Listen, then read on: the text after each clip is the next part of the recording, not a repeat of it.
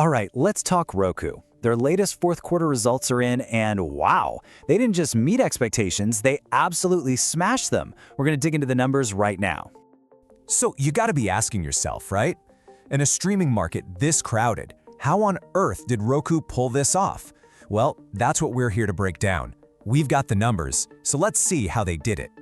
Okay, first up, Roku's decisive Q4 beat. And when I say decisive, I mean it. This wasn't a small victory, this was a huge surprise for Wall Street. Let's get to those headline numbers. First, let's talk earnings per share. 53 cents. Now you got to remember that number because it's almost double what the analysts thought they'd make. And get this, it's a massive turnaround from the loss they had just a year ago. Huge. In the top line, the revenue. It came in at a whopping $1.39 billion. That's an 18% jump from last year. So yeah, earnings are strong, revenue is strong, but what were people expecting? And this is where you really see the scale of it. Look at this. Wall Street was expecting, 28 cents a share? Roku came in with 53. They were forecasting $1.35 billion in revenue? Nope. Roku brought in $1.39 billion. I mean, that is a clean sweep, beating expectations on every front. So what happens when a company blows past expectations like this? Simple, the market notices. Roku's stock jumped 8% right after the news broke. That's the kind of thing that makes investors very, very happy. But the real question is, what was fueling this incredible performance? And that brings us to the core of the story, the premium subscription engine. If you want to know what was driving those huge numbers, it really boils down to this one area, where Roku is just absolutely exploding.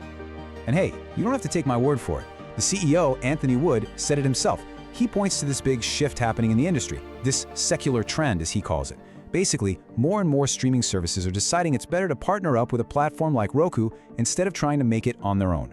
Roku is becoming the go-to hub, the central station for all things streaming. And is that strategy working? Oh yeah. The company literally called this past quarter its biggest quarter ever for new premium subscribers. We're not just talking about nice steady growth here. This is them hitting the accelerator hard. So why is this model so successful? Well, it's pretty simple, really. For you, the user, it means everything gets easier. Think about it. One single login, one bill for all your stuff like HBO Max and Paramount Plus. It just simplifies everything. And Roku knows this is a winning formula because they're planning to launch subscription bundles this year to make it an even better deal. So an amazing fourth quarter driven by that subscription engine. But if you're an investor, you're always thinking, what's next? The past is great, but the future is what matters. So let's take a look at where Roku is headed. And guess what? The good news just keeps coming. Check out their forecast. For the next period, they're predicting $1.2 billion in revenue. Yep, that's higher than what analysts are expecting. And for the whole year, they're aiming for $5.5 billion, again, beating the Wall Street consensus. That tells you management is feeling really confident. And here's the kicker. They're not just sitting back and enjoying the ride. They're already making new moves. Meet Howdy. It's their brand new ad-free streaming service, and it's super cheap at just $2.99 a month.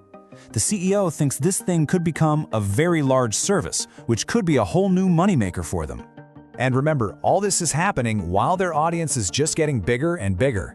They're on pace to cross a huge milestone this year, over 100 million streaming households. That massive user base is the foundation everything else is built on. Subscriptions, ads, you name it. So that leads us to the big final question, right? You've got soaring subscriptions, a super confident outlook, cool new ideas like Howdy, and a user base that's just massive and growing. You have to wonder, is Roku becoming more than just another streaming box? Are we watching them solidify their place as the operating system for the future of TV? Now that's something for investors to think about.